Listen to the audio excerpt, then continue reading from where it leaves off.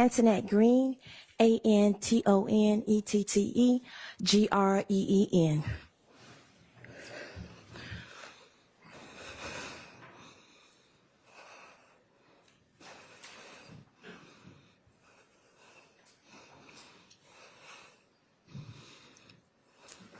afternoon. Can you tell the jurors how you are currently employed? I currently work for the City of Atlanta Police Department Crime Scene Unit. Okay. And can you tell the jurors how long you've worked with the City of Atlanta Police Department? I've been with the City of Atlanta for 13 years. Okay. And you just said that you work within the division, the crime scene tech division. Have you worked in that division for the entire 13 years that you've been employed? Yes. And can you briefly describe to the jurors, very briefly, when you arrive to a scene, what are, I guess, your roles and duties as you arrive and begin your part of the investigation? Okay, when we arrive on the scene, we meet with the lead investigator or officer, and then we do a walkthrough of the crime scene, and then after that, we'll start the process of taking photographs and collecting evidence at that time. Okay. Were you employed with the City of Atlanta Police Department within the crime scene tech division back on April 28th of 2015? Yes. Yes. And can you tell the jurors, were you dispatched or called to a shooting scene, a person shot, call at 2900 Landon Drive here in Atlanta, Georgia? Yes, I was. And I want to show you State's Exhibits 5 DDDO through 70 DDDO. And tell me if you recognize those photos.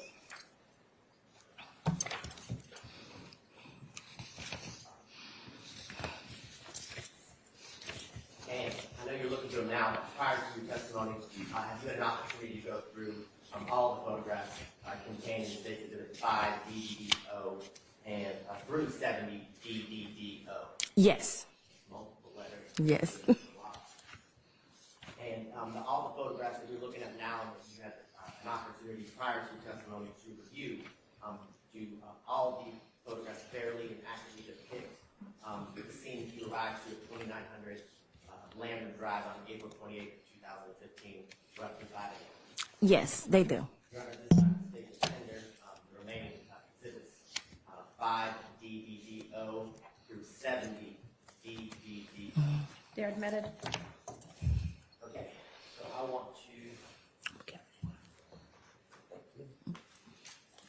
now, when you arrived to the scene, can you tell the jurors, I guess, the first steps you took as it relates to this crime scene? Like I stated before, I met with the lead officer.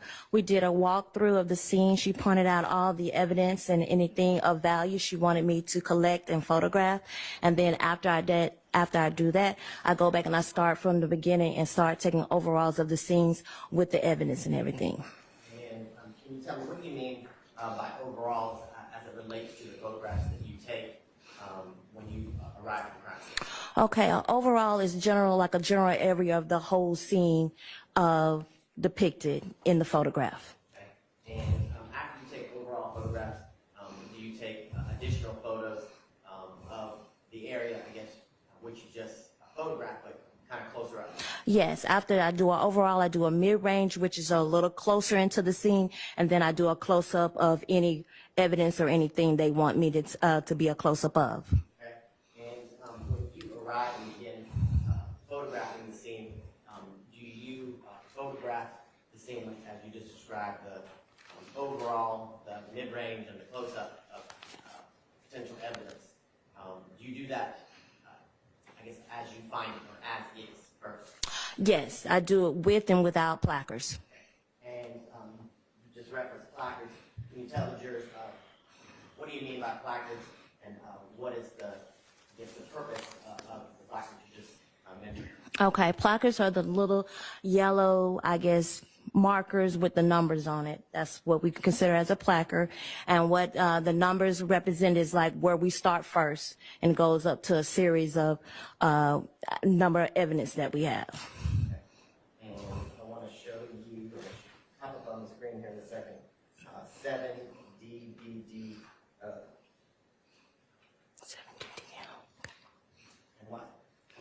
Yes. But prior to your arrival, has the scene been secured by first responding officers and investigators before you get on scene? Yes, it's already secure with evidence tape. Mhm. Okay, and is that what we see here in State Exhibit 7DDDO?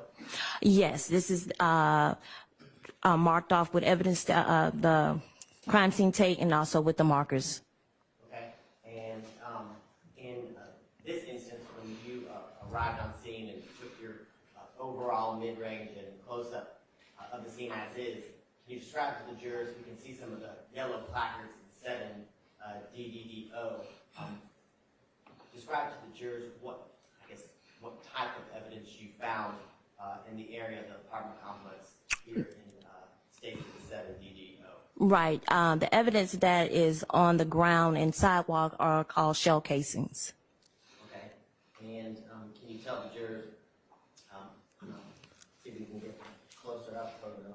And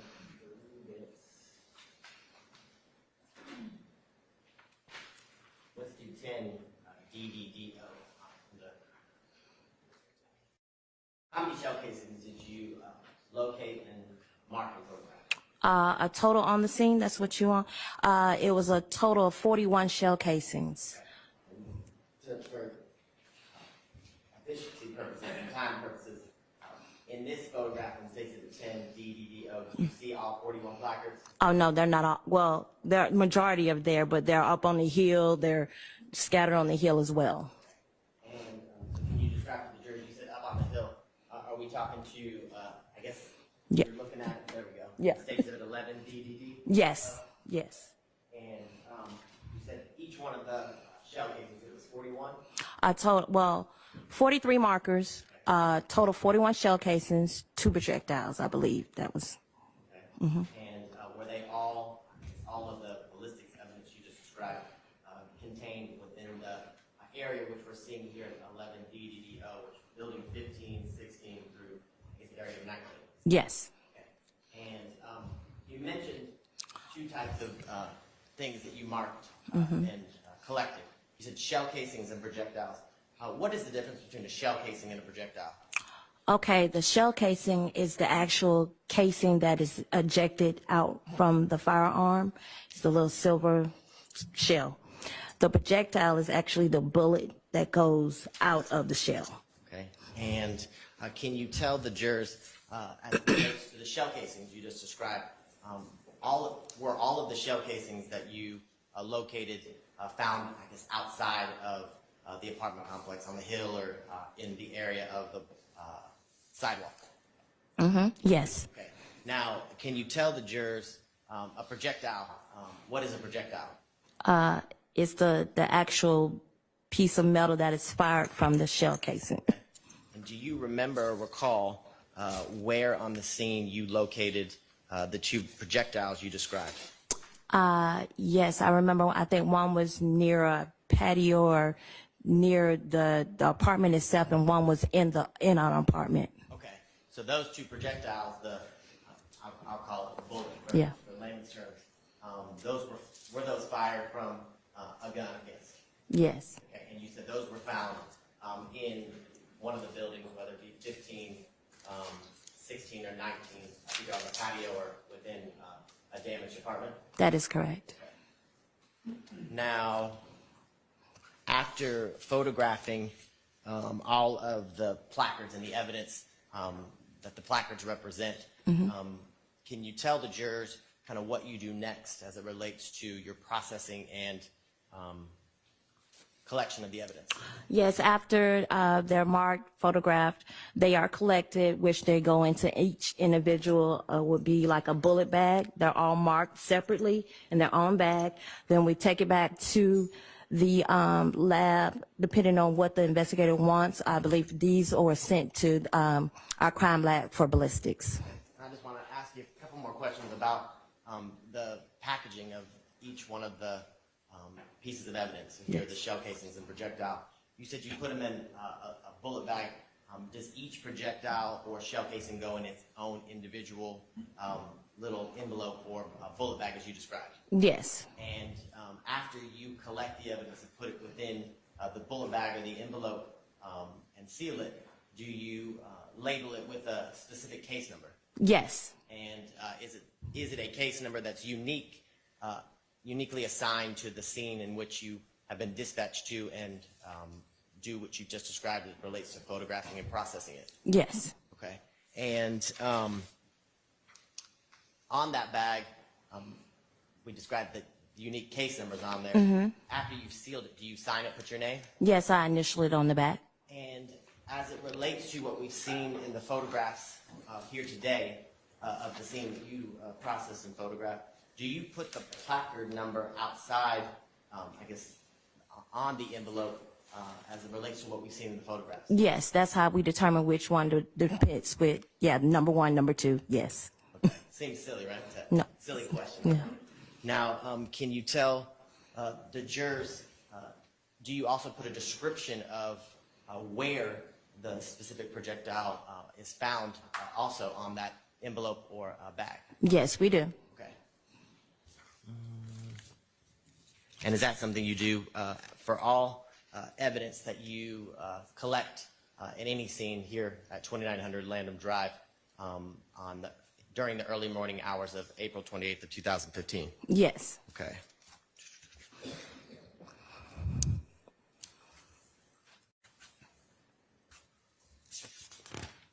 And after you were done photographing and processing and collecting the evidence, did that complete your, I guess, role as it relates to your part of the investigation? That is correct, yes. And let me ask you one more series of questions.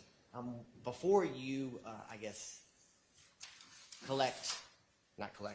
bag the evidence like you've described, can you describe to the jurors, do you ever attempt to, I guess, pull fingerprints from either shell casings or projectiles like you've described today? Yes. And can you tell the jurors, if you recall, I know it's been some time, did you attempt to do that as it relates to the shell casings and the 2 projectiles that you located and collected back on April 28th of 2015? I cannot recall on that. Would looking at a copy of your report help Yes. refresh your recollection? Yes. And I should probably ask you, did you do a report as it relates to this Ye- case? Yes. And is that something you do as it relates to all scenes when you respond and do what you described today as a crime scene tech? Yes. Your Honor, can I approach the witness with her report? Based on my reports, no, I just did photos and ballistics on the shell casings. Okay. And can you tell the jurors, based on your 13 years of experience as a crime scene tech with APD, can you tell the jurors, is it common or is it uncommon to locate fingerprints on shell casings and projectiles? Objection as to foundation. Well, let me ask you this. Overruled. You can answer the question. Okay, so you're asking me, do we usually... Ask a better question. Yeah. Okay. Poorly worded. Okay. So, in your number of years, I think you said 13, working as a crime scene tech with APD, have you attempted to pull fingerprints off of shell casings or projectiles? Okay, am I answer? Yes, we process for latent prints, but usually we find no prints. You were able to answer my bad Okay. question. Now, can you tell the jurors what are latent prints? Fingerprints off of the shell cases, basically. Based on your number of years of experience and your training, can you tell the jurors why you aren't typically able to lift latent prints from either shell casings or projectiles that have been fired? Objection as to foundation. With regard to her, whether she That is has correct, Your Honor. expertise She's to say that? That is correct. Okay. Do you want to ask a couple more questions? I can. Through your number of years of experience, have you received training as it relates to lifting or processing for latent prints? Yes. And can you tell the jurors briefly a little bit about some of the training that you've received as it in regards to latent prints and lifting them from different types of objects? Okay, so when we lift latent prints, we use a black powder Sometimes, depending on the surface, black powders is all we use. Sometimes, depending on the surface, we would super glue, basically put it in the chamber, let the super glue heat up. It adhere to the prints on the object. Then we'll go in with a powder to see if it raised, if we have a lift, a print, and then we'll use a tape to lift the print off. And the two methods that you described, whether it just be the powder or the super glue and the powder, and then the use of the tape, is that something that you've done throughout your 13 years as a crime scene tech here with the City of Atlanta Police Department? Yes. And can you tell the jurors, throughout those 13 years, have many of the times that you attempted to lift latent prints been off of fired shell casings or projectiles? Yeah. Ask it again. Have you, during your 13 years, attempted to lift latent prints off of shell casings or projectiles? Yes. In this instance, you said you did not, but you also described to the jurors that it is very uncommon that you get latent prints off of fired shell casings or projectiles. Based on your training, experience, and number of times throughout the 13 years in which you utilized the procedures you just described to lift latent prints, why is it uncommon to not lift latent prints from fired shell casings or projectiles? Same objection. So I think you asked about, but I'm not sure she talked about any of her training, so you can try to lay the foundation. Yeah, well, Your Honor, painstaking. Your Honor, can we also use the mic? It's really hard to hear. Yeah, sure. You just have to pick it up, unfortunately. So let's go painstakingly through the numbers, I guess the training that you've Yes. received as it relates to lifting latent prints like we've described here today, and like you just described to the jurors with the powder and the super glue. Tell me about your training. Okay, so like I said, we go to class. We learn it from a professor, and we do different types of surfaces. Different surfaces adhere different type of prints if prints are left.